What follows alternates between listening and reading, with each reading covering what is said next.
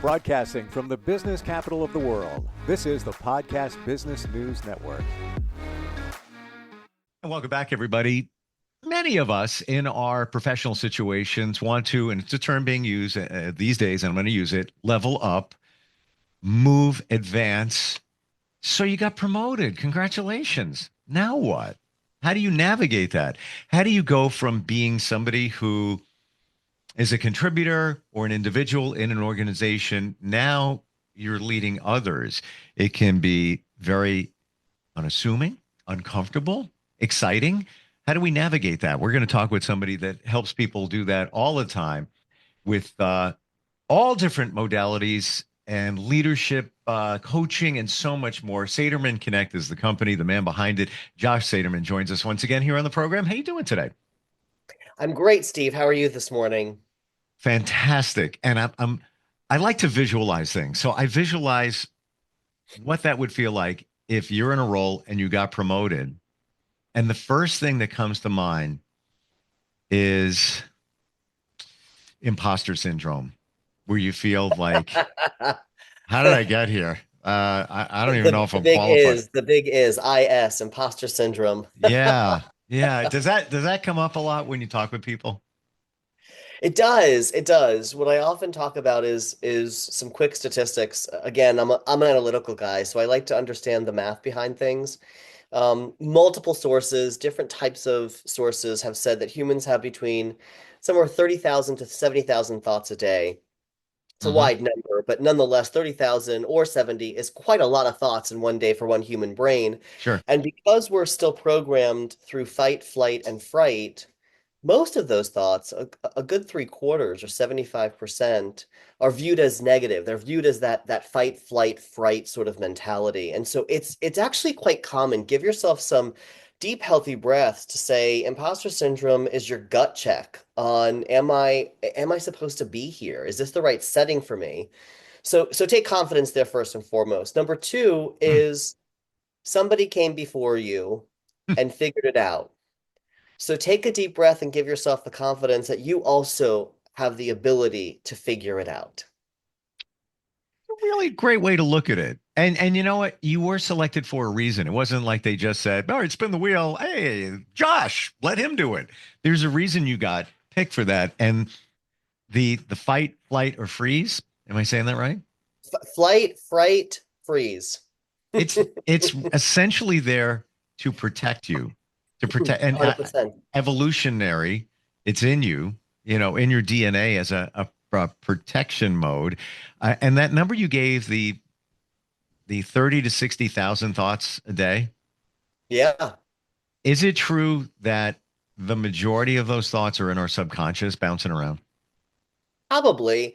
I don't, it's a great question, actually. I don't have a psychology background, but I find psychology fascinating because of the Me too. coaching work that we do Yep. and the way that we think about how humans process information or respond to motivating factors. And so probably some of them are in that either sage or saboteur sort of subconscious. We talk about that language when we talk about positive intelligence, is how do you actually increase that muscle memory of sage and kind of tamper down that saboteur. But a good 5 or 10% shift between a negative thought and a positive thought can make a big difference in a day. It can make a big difference in terms of your psyche and how you process information that's being shared with you. There's also lots of tools, Steve. So, think about your career as a wave versus a ladder. There are moments where there are peaks and valleys, moments where you're learning more or less, moments when you're plateaued, and moments when you're ascending at a very rapid rate. And so it allows you to take a different lens or different mentality to what does really promotion mean, or what does advancement really mean, or what does even a lateral move if you're looking for experience and you're not ready to take on a next title or next decision-making role, and you're ready to take on a new challenge. You still want to learn more information. So this ability to sort of process through and take a deep breath and then think about what's really important to you and why you want to learn in this role and how you want to contribute in this role, it can be very empowering to think of it through that lens versus the lens of, I don't deserve to be here. Hmm. So let's go on the logistical side of things. You got promoted. you're working your way through the imposter syndrome, the fear, and all of that. What are some first steps that you should take to get better entrenched in the position, get more comfortable with it, maybe a fact-finding mission? Are there some things that we can talk about? Yeah, there's three key areas to start with. The first is how are you active listening? Really challenge yourself that you got in this role and somebody came before you. There's probably more that's right than wrong. So even if your manager or leader says, I'm hiring you to fix it, the question is what are you actually fixing? So by listening, by truly active listening, by doing some one-on-one interviews, talking to your direct reports, maybe taking them for coffee, make it about a conversation and a relationship building exercise that you build trust so that you get the data, you get what's working, what's not working, what needs to evolve, and what needs to stop. And that allows you as a new manager to really gather data, gather facts, gather information to make a decision on the next step. Part two, what's your strategy? Where do you want to take the business or the team or the way the function is growing? Whether you're a manager, a director, a senior executive, it doesn't really matter. These lessons apply for all of us. Is take that moment to get the data and then compile it so you can build your strategy. The last element I talk about, number three, is what I call an individual growth plan. A lot of people call it an individual development plan, but I think it's more about growth. It's about growth mindset. And so you got promoted because you demonstrated at least part one, which is the technical skills. Technical skills, whether you're in engineering, whether you're in the medical profession, whether you're a coach, it doesn't really matter. Technical skills are those skills that you technically need to have in order to be proficient in your role. The second area is much more critical, pun intended, based on Simon Sinek's critical skills, right? Formerly known as soft skills, but the critical skills are how do you listen? How do you collaborate? How do you cross-functionally align? How do you do those jobs? And oftentimes what we find is when, whether it's individual contributor to manager or manager to director, it's those critical skills that hold people up because there's not alignment or there's not clear understanding of the role they play, clear job expectations.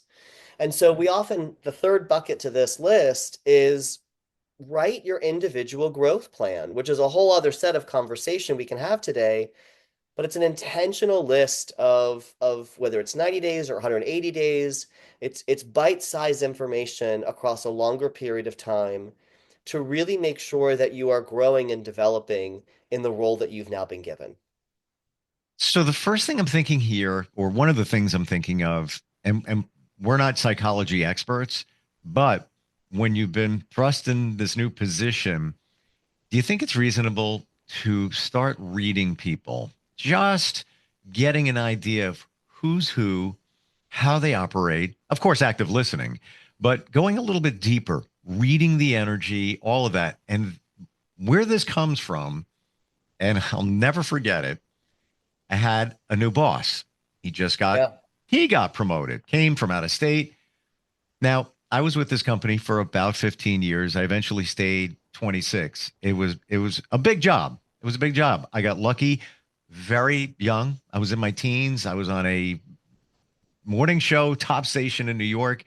He comes walking in and, what do you, as an employee, what are you thinking? Like, oh boy, cleaning house, Yeah. something's up. Yeah. What? Fight, flight, or freeze. He comes Yeah. walking in, looks me in the eye, does this to everybody with his hand. How are you? I'm Nice. I'm like, I'm toast. Like that. This is it.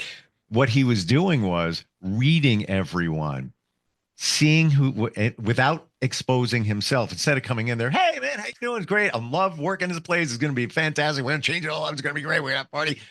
He was just reading everyone, and he promoted me from that point. And here we are from that point, almost 30 years later. He's a friend, and I just launched a business with him. So Nice. you never know how it's going to go, but I could tell you where I was standing in that building, the arch, the door, all of that, and that feeling of just, how are you? Nice to meet you. That wasn't him. He was just reading.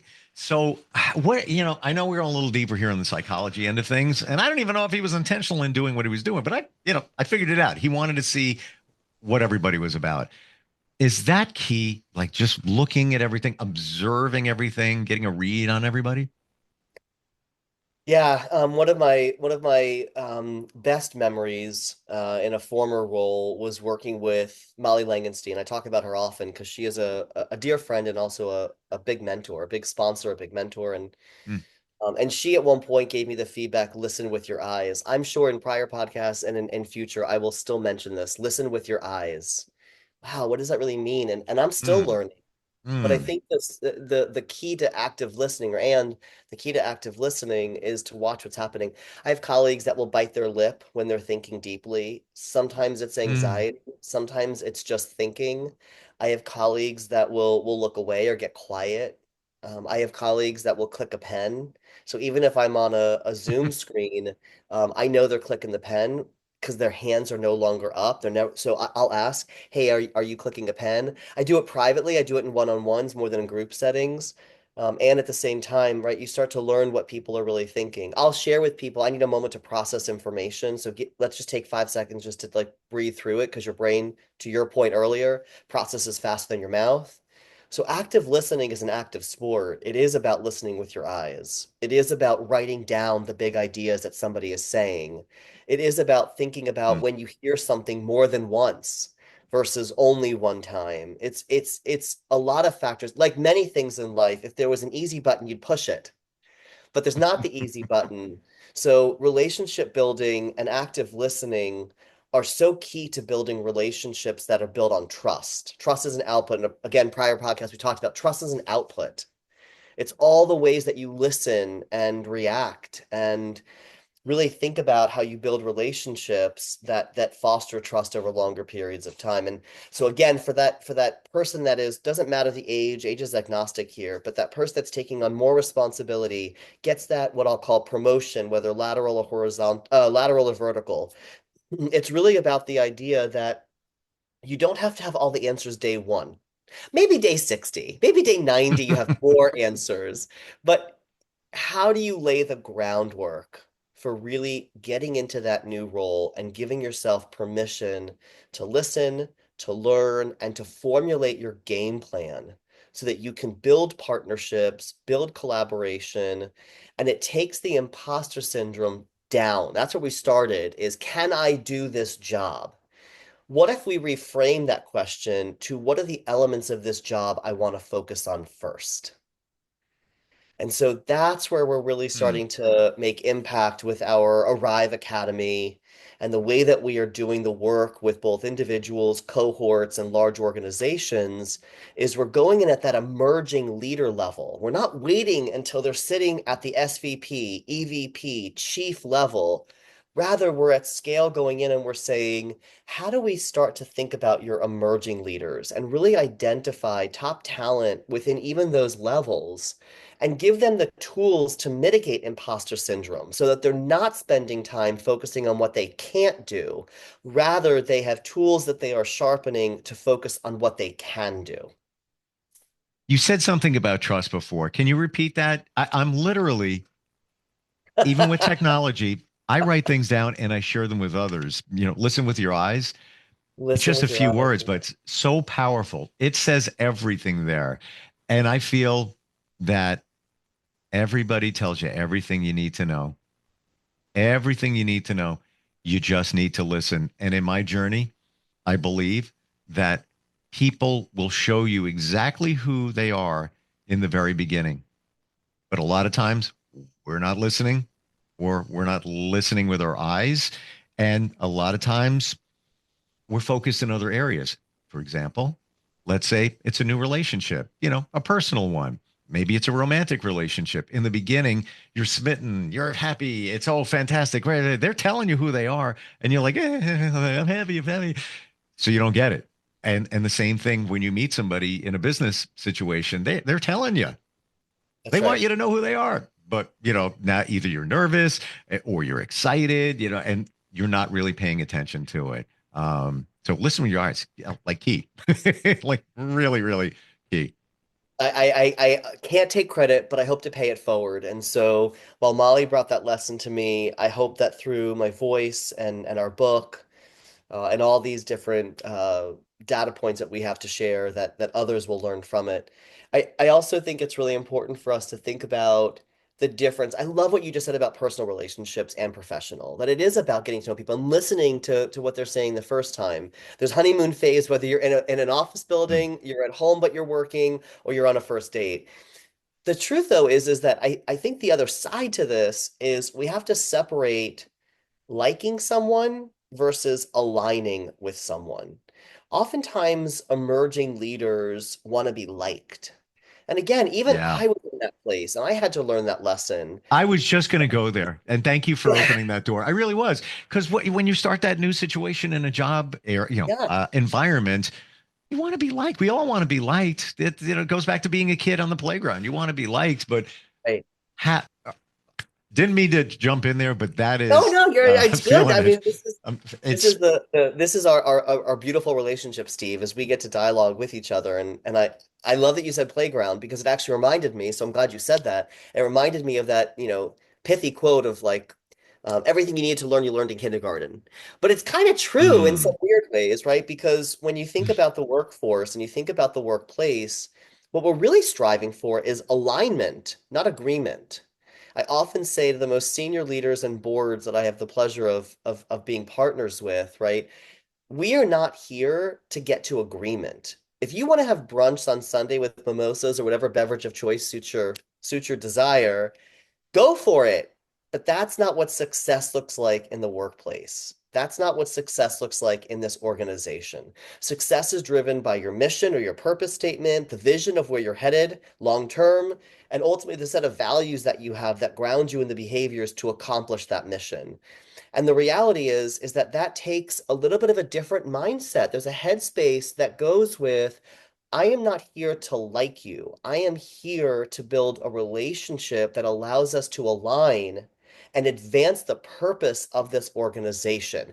And by the way, great news, we also can become friends if that works out, but not everybody is meant to be your friend.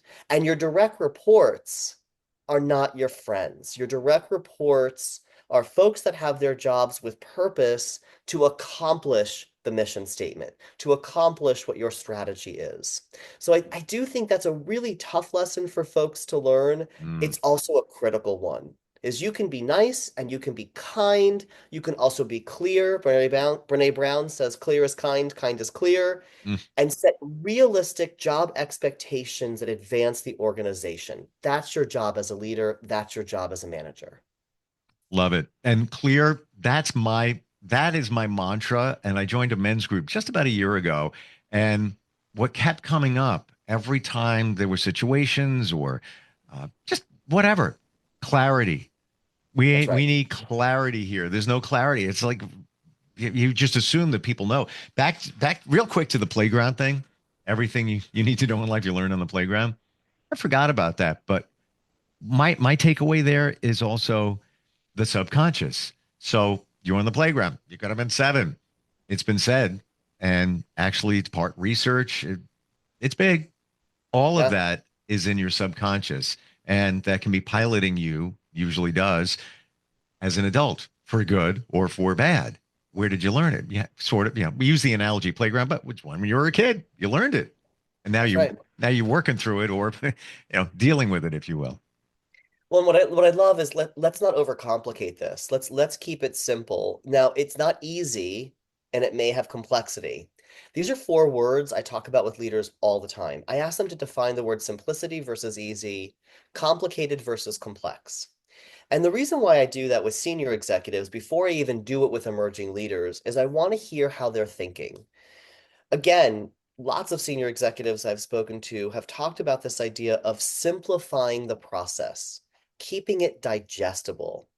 So I'd like to share, Steve, if it's okay, I'd like to go into a few questions I love to ask colleagues, whether it's partners, whether it's senior executives, whether it's your direct reports, when I'm beginning a new role. May I share those questions? Please do.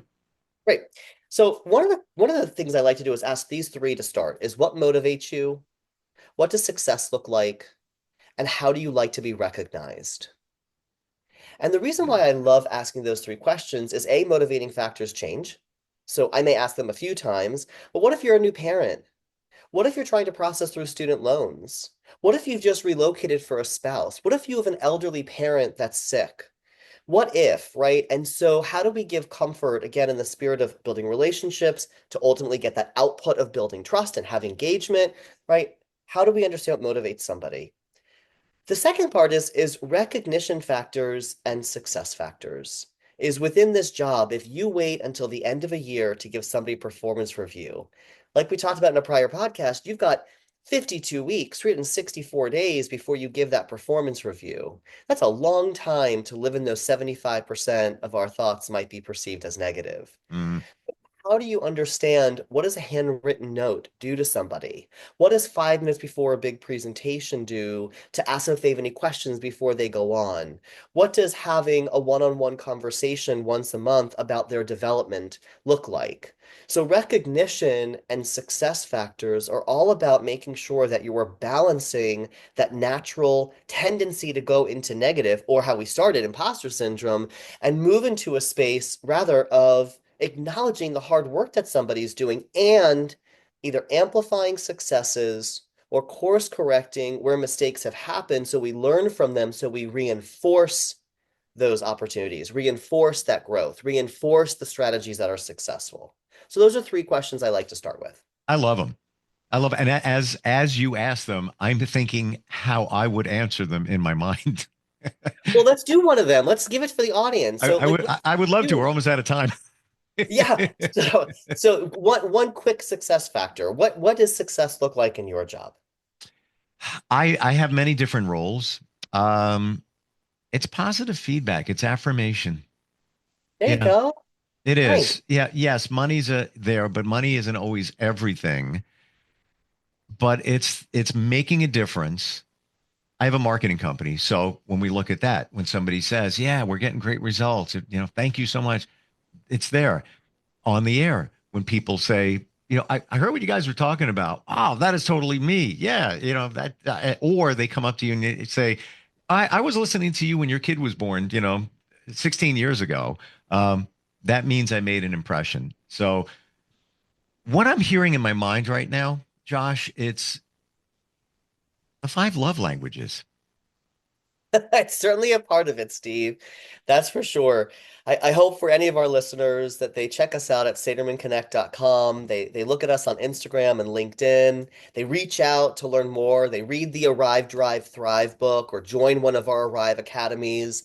There's so many ways to take that pressure off of imposter syndrome Mm. and provide you, whether it's through your organization or you as an individual, the professional development that you deserve so that you eliminate as much as possible that imposter syndrome and you replace that with tools to do your job successfully. You are amazing with your clarity. And there's that word again. That is, I believe, your superpower, but it's clarity and empathy. And there's lots of leadership coaches out there.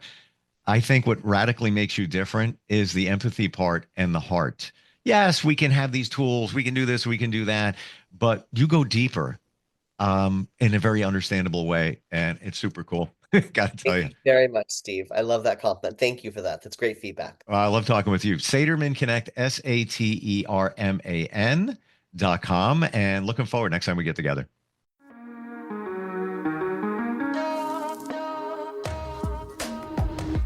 Broadcasting from the business capital of the world, this is the Podcast Business News Network.